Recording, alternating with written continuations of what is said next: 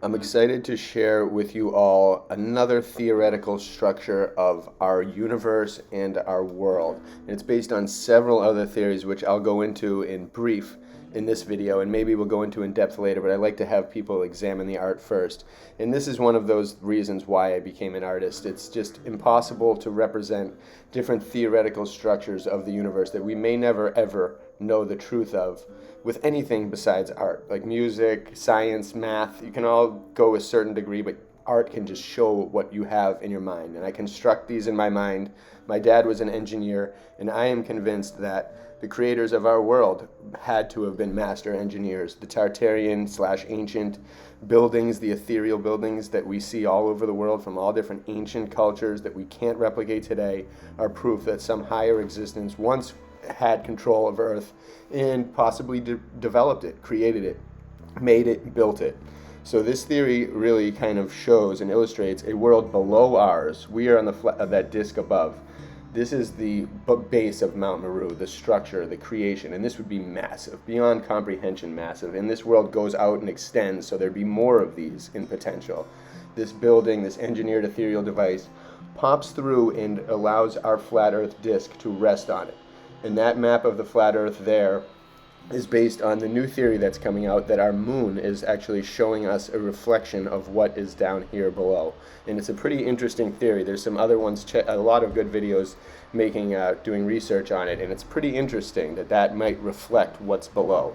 And so taking that into consideration, I did this. In those circles, the suns and the moons, I envision there being either 2 or 4 sets that revolve around Mount Meru.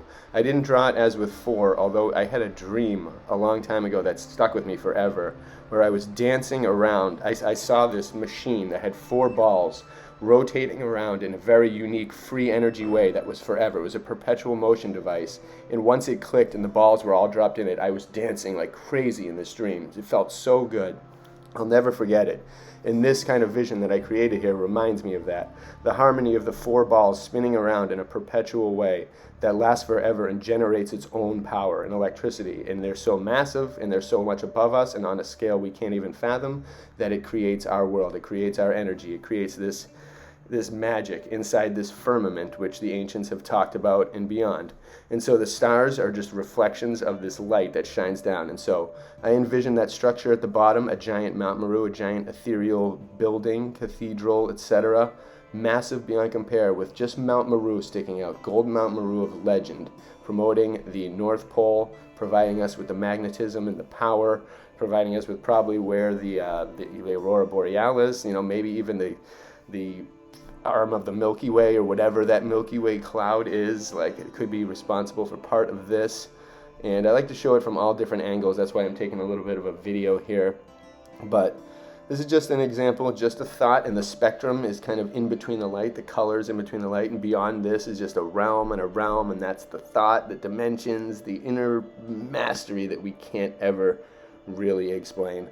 But we are in that plane, we are in that bubble, and someone created it. Something created it.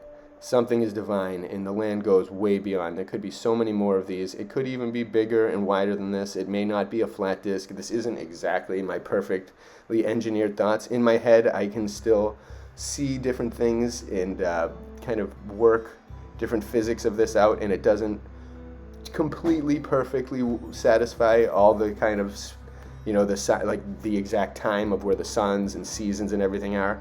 I will figure that out in time. I promise you. I am going to keep diving into this, keep tossing it around in my head, and theoretical structures are going to keep coming out. And I feel like using the imagination is really the only way, because you have to. This theory is, I guarantee, with the lies that are being spread and have always been told to us, that what we think of space and the world and the structure of the world is just so different. All the ancient books that were left are just totally the ones that were completely wrong and completely designed to lead us astray and left here to lead us astray. So in order to get to the truth, I feel we have to dive way beyond the boundaries of what we've been taught by far. And I hope that's what this does for you all.